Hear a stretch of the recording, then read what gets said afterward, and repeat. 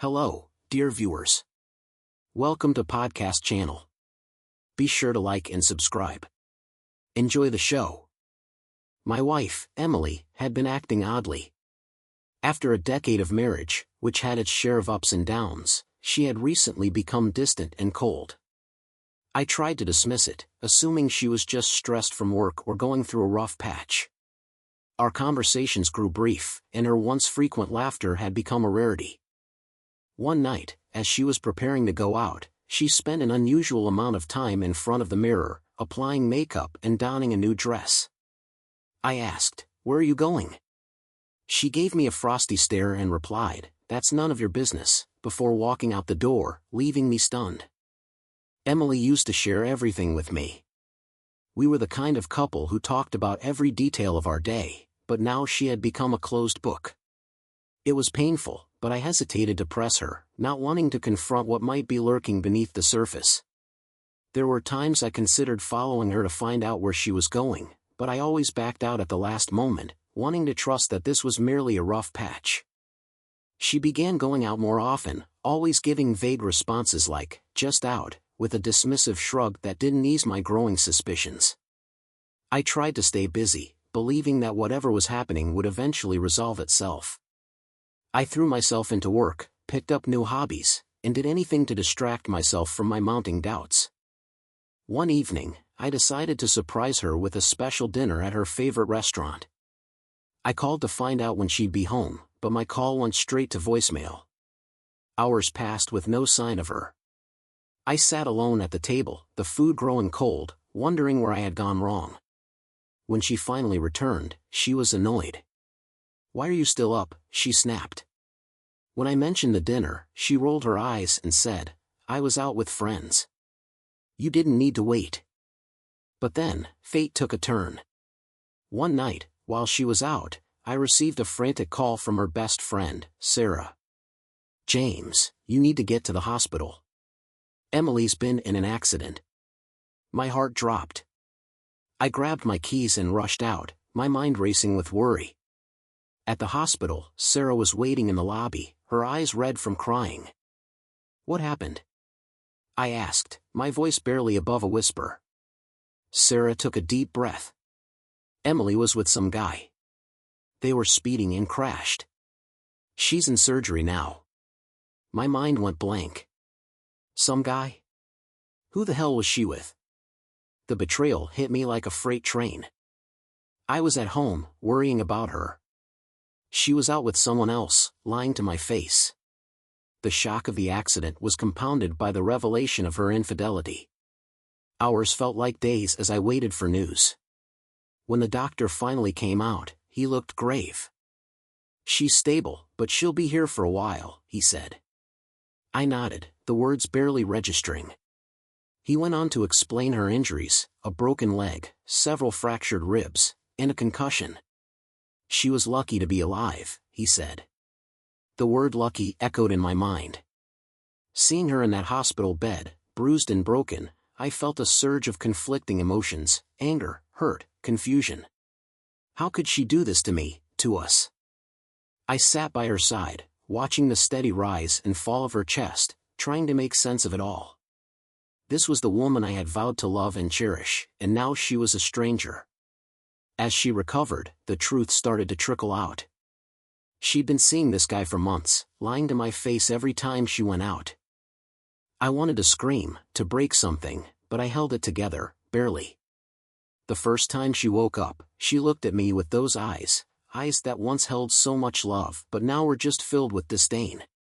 Emily, on the other hand, showed no remorse. She was defiant even as she lay in that hospital bed. "You had no right to invade my privacy," she snapped when I confronted her. Seriously? She was cheating on me, and I was the one in the wrong? I couldn't believe her audacity. She acted as if she were the victim and I was the villain in her twisted narrative. It was a cruel twist of fate that landed her there, and honestly, part of me thought it was karma. But seeing her like that, so vulnerable, I couldn't help but feel a pang of sympathy. Maybe it was my own weakness, or maybe deep down I still cared. I found myself conflicted, torn between my anger and my lingering love for her. The days dragged on. She had visitors, her parents, our mutual friends, even a few coworkers. Everyone tiptoed around the subject, probably aware of the awkward tension between us. Sarah, who had been there from the start, tried to play mediator. "James, she is going through a lot. Maybe you two should talk it out," she suggested one afternoon. Talk it out? How do you talk out betrayal? I wondered if Sarah knew the extent of Emily's deceit, but I couldn't bring myself to ask. I didn't want to open that Pandora's box just yet. Emily's attitude didn't improve. She continued to lie, crafting stories that were so transparent it was almost insulting. She claimed the guy was just a friend, that the speeding was an accident, and that she never meant for any of this to happen. But I knew better. I had seen the messages on her phone while she slept, the flirty texts and explicit photos. She had been playing me for a fool. As she healed physically, our relationship deteriorated further. I couldn't bring myself to sleep in the same bed with her, opting for the couch instead. I started avoiding her, leaving for work early and coming home late. The house that once felt warm and inviting now felt like a prison. The days after the accident were a blur. Emily's recovery was slow, and the atmosphere at home was tense. I was still reeling from the revelation of her infidelity, struggling to process the betrayal. We barely spoke, and when we did, it was just strained small talk. One evening, a week after Emily was discharged, I was sitting in the living room, staring blankly at the TV. Emily was upstairs, resting and still nursing her injuries. My thoughts were consumed by an endless loop of questions and doubts when suddenly there was a loud knock at the door. I opened it to find a tall, muscular man standing there, his eyes cold and menacing. "You James?" he asked, his voice dripping with hostility. "Yeah. Who the hell are you?" I replied, my stomach tightening with unease. "I am Derek." "We need to talk about Emily," he said, pushing his way into my house without waiting for an invitation. The audacity of this guy. "What do you mean, talk about Emily?" I demanded, trying to keep my voice steady. Derek looked around, his gaze lingering on the photos of Emily and me on the wall. "She is mine now. You need to back off." I felt a surge of anger. Back off? "She is my wife, you piece of..." He laughed, a low, mocking sound. "Not for long. She's been with me for months. Didn't she tell you? Get out of my house." I growled, stepping closer to him. I could feel the blood rushing to my face, my fists clenching at my sides. "Relax, James," he said, raising his hands in mock surrender. "I just wanted to make sure you knew the score. Emily doesn't love you anymore. She's been planning to leave you." The accident just sped things up. My mind raced. Was this true? Had Emily really planned to leave me? The thought made me sick to my stomach. "You lying," I said, though I wasn't sure if I was trying to convince him or myself. "Believe what you want," Derek said, shrugging. "But I'm not going anywhere. Emily and we've got plans. And you? You're just in the way." At that moment, Emily appeared at the top of the stairs, her face pale and drawn. "Derek, what are you doing here?" she asked, her voice trembling. "I'm just making things clear, babe," he replied, looking up at her with a twisted smile. "Get out," she said, her eyes wide with fear. "Please, just leave." Derek looked at me one last time, his eyes narrowing. "This isn't over, James. Stay out of our way, or you'll regret it." With that, he turned and walked out, leaving the door wide open behind him. I stood there, shaking with anger and confusion. Emily slowly descended the stairs, her eyes avoiding mine. "What the hell, Emily? Who is that guy?" I demanded, my voice breaking. She sank onto the couch, burying her face in her hands. "I am so sorry, James. I never wanted any of this to happen." "Sorry doesn't cut it," I snapped. "You've been lying to me, cheating on me, and now this guy comes into our home and threatens me. What the hell is going on?"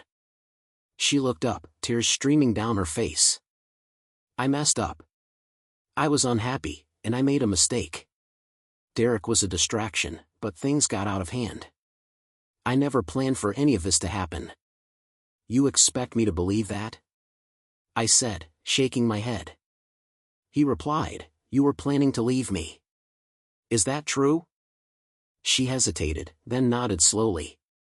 I thought about it, but I didn't know how to tell you. And then the accident, everything got so messed up. I felt like I'd been punched in the gut. My world was falling apart, and the woman I loved was at the center of it all. I don't know if I can ever forgive you for this, Emily, I said, my voice barely above a whisper. She reached out, but I pulled away. James, please, we can work through this. I still love you. I stared at her, feeling a mix of anger, betrayal, and a sliver of hope. You've got a funny way of showing it, I muttered, turning away. The morning after Derek's visit, I woke up on the couch, my back aching and my mind still foggy from the events of the previous night. I could hear Emily moving around upstairs, but I had no desire to see or talk to her. The anger and betrayal I felt were too raw. I needed answers. I needed to understand how things had gotten so out of control. I decided to take a day off work and do some digging. If Emily wasn't going to be honest with me, I'd have to find out the truth on my own. After a quick shower, I grabbed my laptop and started going through her emails and social media accounts. I knew her passwords, a small blessing from the days when we still trusted each other implicitly. What I found confirmed my worst fears. There were countless messages between her and Derek, dating back months, flirty texts, intimate photos, plans to meet up. It was all there in black and white. As I scrolled through the messages, my heart sank. Emily had told Derek things she'd never told me, her dreams, her fears, her frustrations with our marriage. She had confided in him in ways she never had with me. It was like reading a diary of her emotional betrayal, and it hurt more than I could have imagined. I needed to confront her, but I wanted to be prepared. I printed out some of the most damning messages and put them in a folder. Then I grabbed my keys and headed out the door. I needed some fresh air, some space to think. I drove aimlessly for a while, my mind racing. How had we gotten here? We used to be so happy. When had things gone so wrong? I thought about our wedding day, the joy in our eyes, the promises we made. It all seemed so distant now. Eventually, I found myself at a coffee shop. I ordered a black coffee and sat by the window, watching people pass by. Everyone seemed so normal, so oblivious to the chaos in my life. I felt like I was in a bubble, separated from the rest of the world. My phone buzzed with a text from Sarah. Hey, how are you holding up? I hadn't told her about Derek's visit or the full extent of Emily's betrayal, but she knew something was wrong. Not great, I replied. Can we talk? Of course. Meet me at the park in an hour. I agreed and finished my coffee, then headed to the park. Sarah was already there when I arrived, sitting on a bench near the playground. She looked up as I approached, concern etched on her face. James, what's going on? She asked as I sat down beside her. I took a deep breath and told her everything, Derek's visit, the threats, the messages I had found. She listened quietly, her expression shifting from concern to shock to anger. That bastard, she said. When I finished, I knew Emily was struggling, but I had no idea it was this bad. I am so sorry, James. I don't know what to do. Sarah, I admitted, I feel like my whole world is falling apart. She placed a hand on my shoulder. You need to confront her, James. She owes you the truth, and you need to figure out if there's anything left to salvage. Her words made sense, but the thought of facing Emily again filled me with dread. Still, I knew Sarah was right. I couldn't keep avoiding this. When I got home, Emily was in the kitchen making lunch. She looked up as I walked in. James, we need to talk, I said, trying to keep my voice steady. She nodded and followed me into the living room. I handed her the folder with the printed messages. Explain this, I said, my voice trembling with a mix of anger and pain. Emily's face went pale as she looked through the pages. She didn't say anything for a long moment, then finally whispered, "I'm so sorry, James. I never meant for you to find out like this." "That is not good enough," I snapped. "You betrayed me, lied to me, and now this Derek guy is threatening me. How could you do this to us?" She started to cry, her shoulders shaking with sobs. "I don't know. I was unhappy, and Derek was there. He made me feel wanted, needed. I didn't know how to stop." "Didn't know how to stop?" I repeated incredulously. "You had every opportunity to end it, to come clean. Instead, you let it go on and on." "I know, and I am sorry," she said, wiping her tears. "I never wanted to hurt you." "But you did," I said, my voice hard. "You hurt me more than I ever thought possible." She looked down at her hands, unable to meet my eyes. "I don't know what to do," she whispered. I sighed, feeling the weight of the situation pressing down on me. "I need some time to think," I said finally. "I can't make any decisions right now." The days following our confrontation were tense and silent. Emily and I lived like strangers under the same roof, each lost in our own thoughts. The betrayal had driven a wedge between us that seemed impossible to bridge. I decided to stay in the guest room for the time being. I couldn't bear to share a bed with her, not after everything. Every night, I lay awake, my mind replaying the events of the past few weeks over and over again, Derek's threats, Emily's lies, and the realization that my marriage was in shambles kept me from finding any peace. Emily, on the other hand, started to act differently. At first, it was subtle. She'd talk to herself in hushed tones when she thought I wasn't listening. I'd hear her whispering as if she were having a conversation with someone who wasn't there. I chalked it up to the stress of the situation. After all, she was dealing with the fallout of her actions too. But then her behavior started to become more erratic. One evening, I came home to find he are rearranging the furniture in the living room. Not just moving things around, she had flipped the couch on its side, dragged the coffee table into the hallway, and stacked the dining chairs in a pyramid in the corner. "Emily, what are you doing?" I asked, trying to keep my voice calm. She looked up at me, her eyes wide and wild. "It needed a change. Don't you see? Everything needs to change." I didn't argue with her. Instead, I quietly put the furniture back while she watched, mumbling to herself. I hope this was just a temporary reaction to the stress and guilt. The next day, things got worse. I found her in the kitchen, frantically tearing pages out of cookbooks and scattering them across the floor. "These recipes are all wrong," she muttered. "We need new ones, better ones." "Emily, stop," I said, trying to take the book from her hands. She resisted, glaring at me with a ferocity that caught me off guard. "Leave me alone, James. You don't understand." I backed off, my concern growing. It was clear she was unraveling, but I didn't know how to help her. Part of me still cared for her despite everything, and seeing her like this was painful. By the end of the week, Emily's behavior had escalated further. She started talking about Derek as if he were still around, even though I hadn't seen or heard from him since that night. "Derek told me we should paint the walls blue," she said one morning, running her hands over the beige paint. "He says it will make everything better." "Emily, Derek isn't here. He has no say in what we do," I said, trying to snap her back to reality. She laughed, a high-pitched, unsettling sound. "Oh, he is here, James. He is always here." I decided it was time to get some outside help. I called Sarah, explained what was happening, and asked if she could come over. Maybe Emily would listen to her, maybe she could help me figure out what to do next. When Sarah arrived, she was visibly shocked by Emily's state. We found her in the backyard, digging holes in the garden. "Emily, what are you doing?" Sarah asked gently. "I am planting secrets," Emily replied, her tone matter-of-fact. "They need to be buried." Sarah and I exchanged worried glances. "Emily, why don't you come inside? We can talk," Sarah suggested. To my surprise, Emily agreed and followed us into the house. She sat at the kitchen table, her hands dirty and her hair disheveled. Sarah tried to talk to her, but Emily's responses were nonsensical, a jumble of words that made no sense. I felt a knot of fear in my stomach. This was more than just stress or guilt. Emily was losing her grip on reality.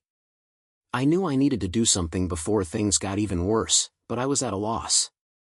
That night, as I lay in the guest room, I could hear Emily pacing upstairs, talking to herself. Her voice was a constant, unsettling murmur punctuated by occasional bursts of laughter or sobbing. I knew I couldn't go on like this. I had to find a way to help her for both our sakes. Emily's behavior continued to deteriorate over the following days. Her erratic actions and disjointed speech became the norm, and the woman I once knew seemed to vanish further into madness with each passing day. I felt like I was living in a nightmare I couldn't wake up from. One afternoon, I came home to find the house in complete disarray. Emily had pulled down the curtains, knocked over lamps, and scattered papers everywhere. She was in the middle of the living room, frantically painting the walls with blue paint, the same color she had mentioned Derek wanted. "Emily, stop this!" I shouted, rushing over to take the brush from her hands. She spun around, her eyes wild and unfocused. "He said it would make everything better." "We need to change everything," she screamed, pushing me away with surprising strength. I stumbled back, my heart pounding. This was beyond anything I could handle on my own. I needed help, and fast. I managed to wrestle the paintbrush from her and set it aside. "Emily, please, you need to calm down," I said. She collapsed onto the floor, sobbing uncontrollably. "Nothing makes sense anymore, James. I don't know what's real." I knelt beside her, feeling a mix of pity and fear. "We need to get you some help, Emily. This isn't normal. You can't go on like this." She looked up at me with tear-filled eyes. "I'm scared, James. I don't know what's happening to me." I called Sarah again, explaining the situation in hushed tones while Emily rocked back and forth on the floor. Sarah agreed to come over immediately and suggested that we get Emily to see a psychiatrist. It was clear that she needed professional help, and soon. When Sarah arrived, we managed to convince Emily to come with us to the hospital. It was a struggle. She was paranoid and resistant, convinced that we were trying to hurt her. But eventually, we got her into the car and drove to the emergency room. The doctors admitted her for a psychiatric evaluation, and the process was excruciatingly slow. Emily was clearly distressed, and seeing her in such a state broke my heart. I sat in the waiting room with Sarah, feeling helpless and overwhelmed. "Do you think she'll be okay?" I asked Sarah, my voice barely above a whisper. "I hope so, James," she replied, squeezing my hand. "She needs help, and this is the first step." After what felt like an eternity, a doctor finally came to speak with us. He said, "We've admitted Emily for further evaluation and observation. It's clear that she's experiencing a severe mental health crisis. We need to run some tests and determine the best course of treatment." I nodded, feeling a mix of relief and dread. At least she was in the right place, but the road to recovery seemed long and uncertain. Over the next few days, I visited Emily in the hospital as often as I could. She was heavily medicated, and our conversations were fragmented and confusing. She alternated between moments of lucidity and bouts of paranoia, making it difficult to gauge her progress. One evening, as I sat by her bedside, she looked at me with a clarity I hadn't seen in weeks. "James, I'm so sorry," she whispered. "I didn't mean for any of this to happen. I don't know what's wrong with me." "I know, Emily," I said softly, taking her hand. "We're going to get through this. You just need to focus on getting better." But deep down, I wasn't sure if she ever would. The woman I loved was slipping away, and there was nothing I could do to stop it. As the days turned into weeks, Emily's condition remained unstable. The doctors tried various medications and therapies, but her progress was slow and uneven. I spent countless hours at the hospital trying to support her while also grappling with my own emotions. One day, I came home to find a letter on the doorstep. It was from Derek. My hands shook as I opened it, fearing what he might have to say. James, I hope you're taking good care of Emily. I know she is not well, but I still care about her. If you ever need help or if things get too much, you know where to find me. Derek. I crumpled the letter in my fist, feeling a surge of anger. How dare he act as if he cared? He was the one who had driven her to this point, who had played a part in her descent into madness. I wanted to confront him, to make him pay for what he'd done, but I knew it wouldn't help Emily. Instead, I focused on being there for her, even as my own resentment and bitterness grew. Each visit to the hospital was a reminder of the life we had lost, the future that had been shattered by her betrayal and subsequent breakdown. Emily's behavior continued to be unpredictable. Some days she would recognize me, and we would have brief, coherent conversations. Other days, she was lost in her own world, talking to people who weren't there, convinced that Derek was still with her. One particularly bad day, she became agitated during a visit. He is here, James. He's in the room. Can't you see him? She screamed, pointing to an empty corner. Emily, there is no one there, I said gently, trying to calm her down. You are lying. He's right there. He's telling me what to do, she shouted, her eyes wild with fear. The nurses had to sedate her, and I left the hospital feeling more hopeless than ever. It was clear that Emily was far from recovering, and I began to question whether she ever would. As the weeks turned into months, my visits became less frequent. It was too painful to see her like that, and I needed to start rebuilding my own life. I focused on work, trying to find some semblance of normalcy amidst the chaos, but Derek's threats still lingered in the back of my mind. I knew he was out there waiting, and I couldn't shake the feeling that he would come back into our lives at any moment. One evening, as I was leaving work, I spotted a familiar figure leaning against my car. My heart sank as I realized it was Derek. He looked up and smiled as I approached, a smile that didn't reach his eyes. James, we need to talk, he said, his voice calm and menacing. I clenched my fists, ready for a confrontation. What do you want, Derek? Haven't you done enough? He shrugged. Just wanted to see how Emily's doing and remind you that I am still here. Don't think this is over. I glared at him, my anger boiling over.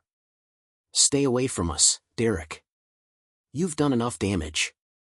He stepped closer, his expression hardening. You can't keep her from me, James. She's mine, and you know it. Just remember that. With that, he turned and walked away, leaving me standing there, seething with rage. I knew this wasn't the end. Derek would be back, and the nightmare would continue. The encounter with Derek left me on edge, his presence a constant shadow looming over my attempts to rebuild my life and support Emily. I knew I had to be vigilant to protect both of us from his threats, but the stress was taking its toll, and I could feel myself unraveling. Emily's condition showed no signs of improvement. She remained in the psychiatric hospital, her mental state fluctuating between moments of clarity and bouts of paranoia. Each visit was a gamble, I never knew which version of Emily I would encounter. One evening, as I was getting ready to leave for the hospital, my phone rang. It was one of the nurses. Mr. James, we need you to come in right away. Emily's had another episode. My heart sank. What happened? I asked, already grabbing my keys. She became very agitated and attacked one of the other patients. We've had to sedate her, but she is asking for you. I rushed to the hospital, my mind racing with fear and worry. When I arrived, the nurse led me to a small room where Emily was lying on a bed, her wrists restrained. She looked up as I entered, her eyes filled with a mix of fear and confusion. James, they're trying to hurt me, she whispered, her voice trembling. You have to get me out of here. I sat down beside her, taking her hand in mine. Emily, no one is trying to hurt you. You're safe here. She shook her head, tears streaming down her face. You don't understand. Derek said they'd come for me. He told me. Derek isn't here, Emily, I said gently. He's not in control anymore. Her grip on my hand tightened. Promise me you won't let them take me, James. Promise me. I nodded, though I felt powerless to truly help her. I promise, Emily. As I sat with her, the door opened, and a doctor entered. Mr. James, can we speak outside? I reluctantly left Emily's side and followed the doctor into the hallway. Her condition is worsening, he said, his tone grave. We've tried several medications, but nothing seems to stabilize her. We need to consider more intensive treatment options. What do you suggest? I asked, my voice heavy with concern. We may need to transfer her to a long-term care facility, the doctor replied. Somewhere with more specialized care for severe mental health cases. The thought of sending Emily away to a facility was heartbreaking, but I knew it might be the only way to get her the help she needed. I understand, I said quietly. Do whatever you think is best. That night, I returned home feeling utterly defeated. My house felt emptier than ever, the silence oppressive. I poured myself a drink and sank into the couch, trying to numb the pain. I stared at the ceiling, my thoughts drifting to Derek. He was still out there, a threat hanging over us. I knew I had to confront him to put an end to his interference once and for all, but I also knew it wouldn't be easy. Over the next few days, I made arrangements for Emily's transfer to the long-term care facility. It was a painful decision, but I knew it was the right one. The day of the transfer, I visited her one last time in the psychiatric hospital.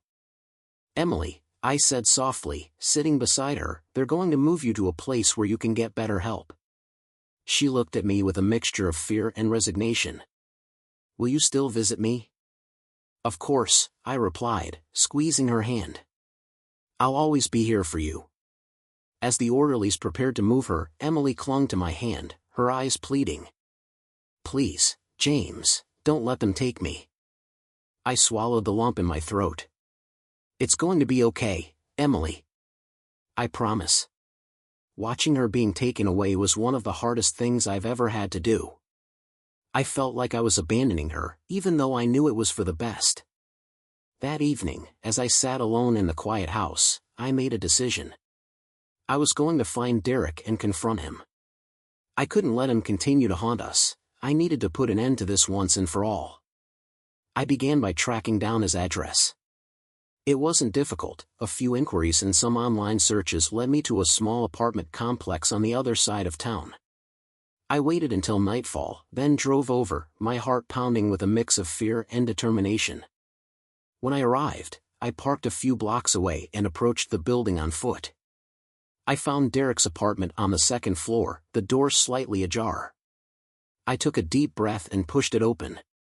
Stepping inside, the apartment was dimly lit and cluttered. Derek was sitting on the couch, a smug smile spreading across his face as he saw me. Well, if it isn't James. What brings you here? I want you to leave us alone, I said, my voice steady despite the adrenaline coursing through me. He laughed, a low, menacing sound. And what makes you think you can make me? I stepped closer, my fists clenched. If you don't stay away from us, I'll go to the police. I'll tell them everything. Derek's smile faded and his eyes narrowed. You think they'll believe you? You have no proof. I have enough, I said, hoping my bluff would work, and I'm not afraid to use it. For a moment, we stared each other down, the tension thick in the air. Then, to my surprise, Derek shrugged. Fine. I'll back off. But remember, James, she came to me. She chose me. His words hit me like a punch to the gut, but I didn't let it show. Stay away, I repeated, then turned and walked out, my heart racing. I drove home, feeling a mix of relief and uncertainty. Had I really managed to get through to him? Would he keep his word? Only time would tell. When I arrived home, I felt a glimmer of hope for the first time in months. Maybe, just maybe, things would start to get better. But deep down, I knew the storm was far from over. Emily's battle was just beginning, and I had to be strong for both of us. Emily's transfer to the long-term care facility did little to improve her condition. If anything, her behavior seemed to worsen. The doctors tried various treatments and medications, but nothing seemed to bring her back from the brink of madness. Each visit was a heart-wrenching reminder of the woman she once was and the depth she had fallen into. One evening, I received a call from the facility. "Mr. James, there's been another incident with your wife," the nurse said, her voice strained. "You should come right away." I drove to the facility, my mind racing with fear and dread. When I arrived, the nurse led me to a small observation room where I could see Emily through a one-way mirror. She was restrained in a chair, her body twitching and jerking as she muttered incoherently to herself. "What happened?" I asked the nurse, my voice barely above a whisper. "She had another violent episode," the nurse explained. "She attacked one of the staff members, convinced that they were trying to hurt her. We had to sedate her and put her in restraints for her own safety." I felt a wave of despair wash over me. "Is there anything more you can do for her?" "We're trying our best, Mr. James," the nurse said gently. "But her condition is severe. We are considering more intensive treatment options, including electroconvulsive therapy." The thought of Emily undergoing such drastic treatment was terrifying, but I knew it might be the only option left. "Do whatever you think is necessary," I said, feeling a lump in my throat as I watched Emily through the mirror. I felt an overwhelming sense of helplessness.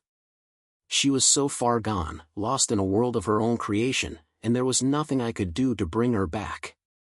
That night, I went home and sat in the dark, my mind consumed with thoughts of Emily and Derek. Despite his promise to back off, I couldn't shake the feeling that he was still lurking in the shadows, waiting for the right moment to strike.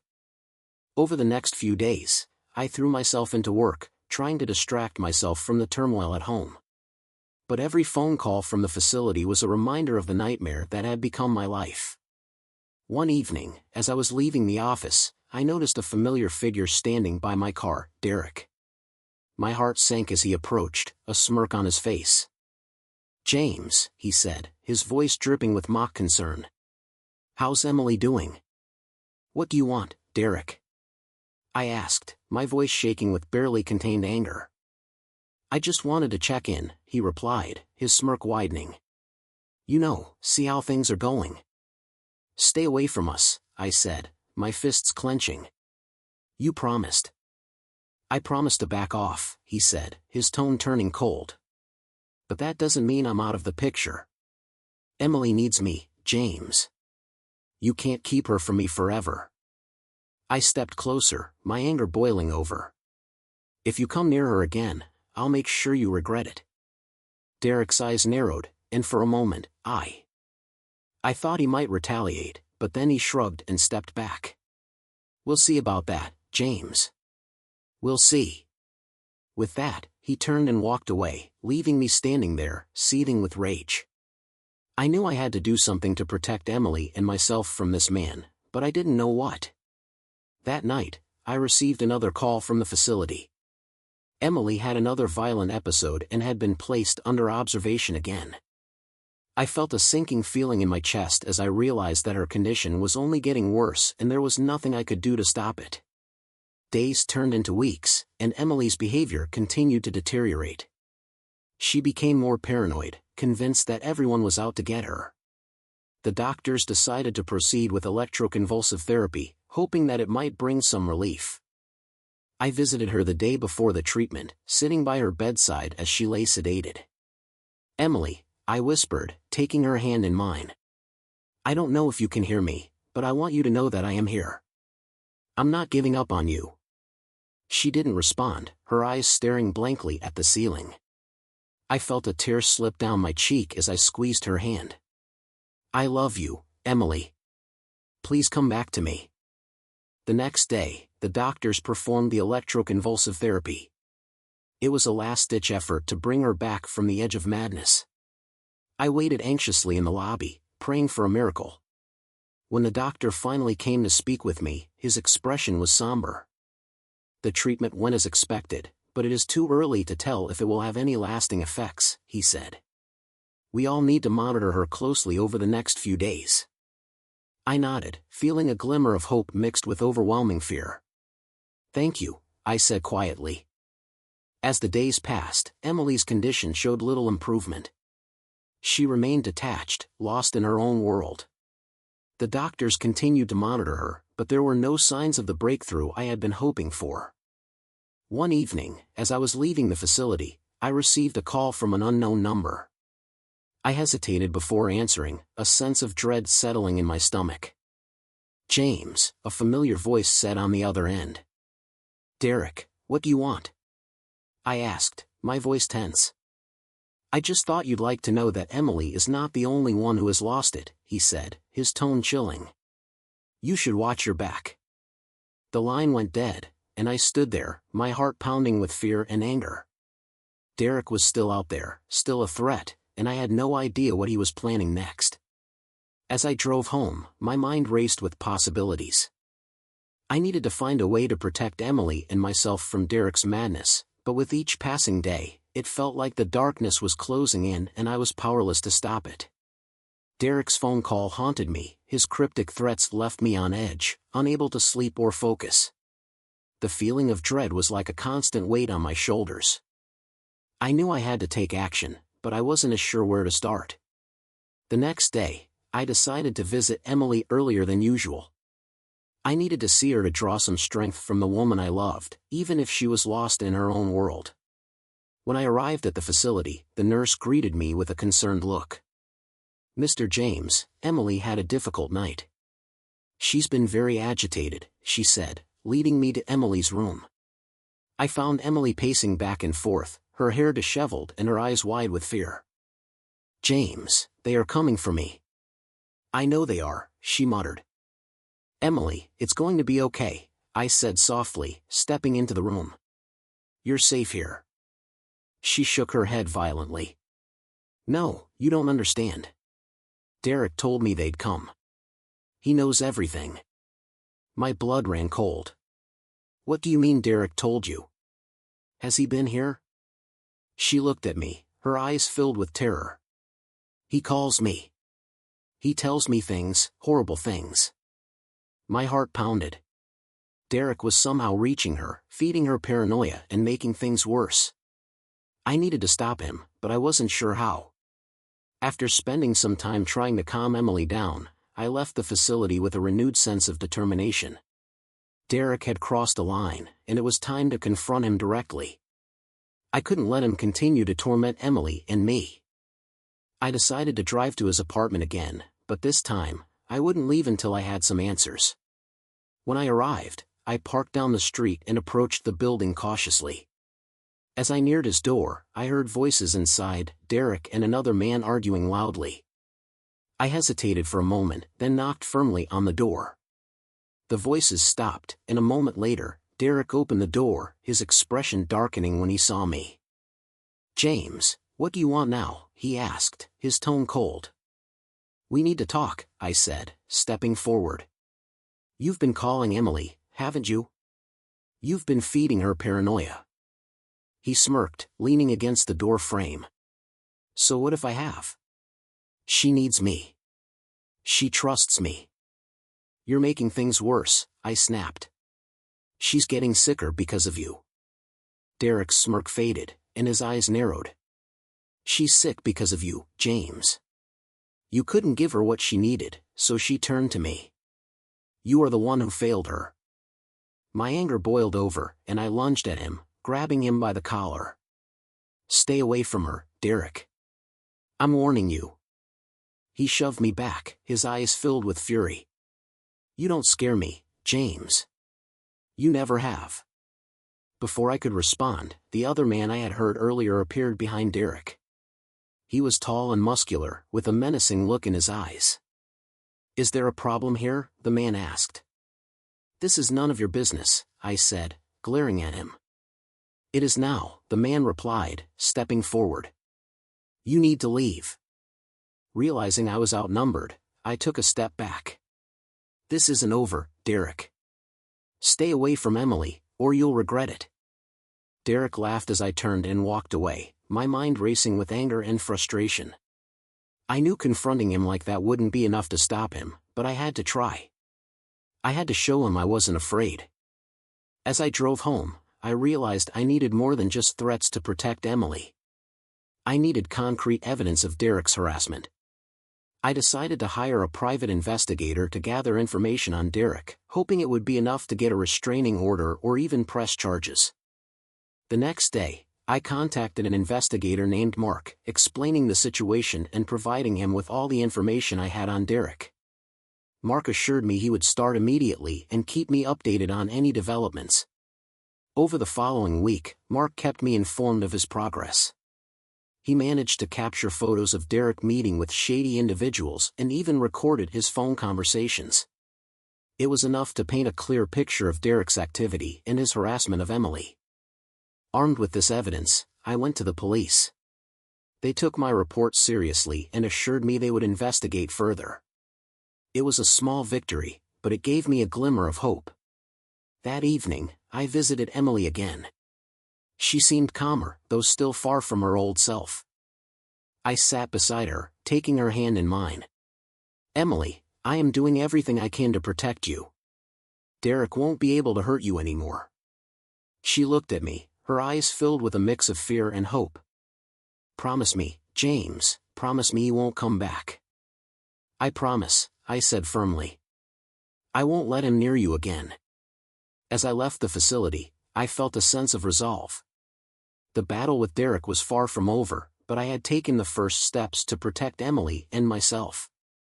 I knew there would be more challenges ahead, but I was determined to see it through. Despite the small victories, the tension in my life continued to build. I tried to focus on my work and my visits to Emily, but the constant fear of what Derek might do next weighed heavily on my mind. Emily's condition remained fragile, and every time I visited her, I saw the toll her illness was taking on her. One afternoon, while I was at work, my phone rang. It was Mark, the private investigator. "James, we need to meet. I found something you need to see." We arranged to meet at a nearby coffee shop. When I arrived, Mark was already there, a serious look on his face. He handed me a folder filled with photographs and documents. "Derek's been more active than we thought," he said, his voice low. "He's been meeting with some dangerous people, and I think he's planning something big." I flipped through the photos, my stomach sinking. There were pictures of Derek with various shady characters, exchanging money and documents. One photo showed Derek outside the long-term care facility where Emily was staying. My blood ran cold. "He's been watching her," I said, my voice trembling with anger. "Yes," Mark replied. "And I think he's planning to make a move soon. You need to be careful, James. He's not just a threat to Emily anymore, he's a threat to you too." I thanked Mark for his work and took the folder with me, my mind racing. I knew I had to act quickly to protect Emily. I decided to go to the police with the new evidence, hoping it would be enough to take Derek down once and for all. At the police station, I met with Detective Collins, the officer assigned to my case. I handed him the folder, explaining everything Mark had found. "We need to stop him," I said urgently. "He's planning something, and I'm afraid for Emily's safety." Detective Collins reviewed the documents, nodding. "This is good work, James. We'll use this to build a case against him.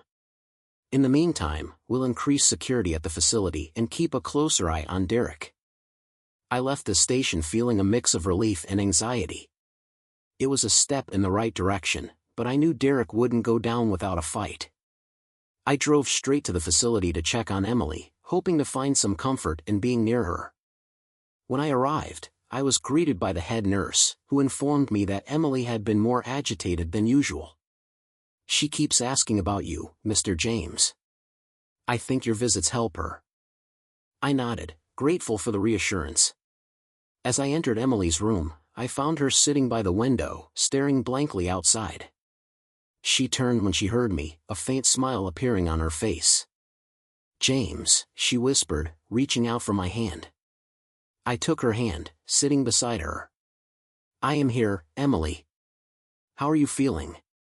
She looked down, her smile fading. I am scared, James. I keep hearing his voice. He's telling me to do things, horrible things. I squeezed her hand gently. Emily, I've been to the police. They're going to stop him. You're safe here. She looked up at me, her eyes filled with fear and desperation. Promise me, James, promise me you won't get to me. I promise, I said firmly. I wanted to let him near you. As the days passed, the police increased their surveillance on Derek, and security at the facility was tightened. I continued to visit Emily, trying to provide her with some sense of normalcy and comfort. Her episodes of paranoia and agitation remained frequent, but I hoped that the increased security would help her feel safer. One night, as I was leaving the facility, I noticed a car parked a few blocks away. My instincts told me it was Derek. I decided to confront him once again, determined to put an end to this nightmare. I approached the car cautiously, my heart pounding. When I reached it, I saw Derek sitting in the driver's seat, his face illuminated by the glow of his phone. He looked up as I tapped on the window, his expression darkening when he saw me. "What do you want, James?" he asked, rolling down the window. "This needs to end, Derek," I said, my voice steady despite my anger. "You're not going to win. The police are building a case against you, and you're going to pay for what you've done." Derek laughed, a cold, hollow sound.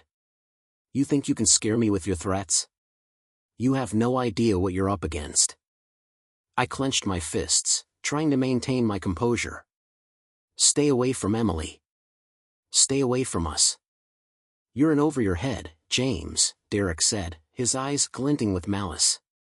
"She's mine, and I'll get to her no matter what." I stepped back, my heart racing with fear and frustration. "You won't get away with this, Derek. I promise you that."